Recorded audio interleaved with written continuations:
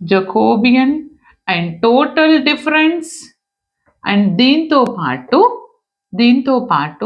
Total డిఫరెన్స్తో పాటు ఇంకేం అడుగుతారు అని అంటే just second, total difference, Jacobian, functional dependence and independence.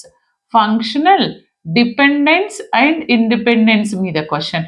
ఈ నాలుగిట్లో నుంచి మ్యాక్సిమం కాదు, పక్క ఈ 4 ఎవ్వరు మర్చిపోవద్దు, పక్క నేర్చుకోండి. 4 నుంచి 2 క్వశ్చన్స్ బండ దిగినాయి. కావాలంటే నేను కింద ప్రీవియస్ పేపర్స్ ఇస్తాను. మేడం నాకు క్వశ్చన్ ఐడెంటిఫై చేయడం కష్టంగా ఉంది, యూలర్సా జకోబియనా, ఏం మెన్షన్ చేయరు అక్కడ, యూలర్స్ జకోబియన్ అని సాల్వ్ అని ఇస్తారు. కావాలంటే నేను లైవ్లో చూపించాను క్వశ్చన్ పేపర్, చెక్ చేసుకోండి. షూర్ క్వశ్చన్ 4 నేర్చుకుంటే మీకు 10 మార్క్స్ 100% వచ్చేసినాయి. అవి కూడా ఎలా నేర్చుకోవాలంటే మన ప్లేలిస్ట్లో ఉన్నాయి, చూసుకోండి. అసలు నాకు రాదు అన్న వాళ్ళు లాస్ట్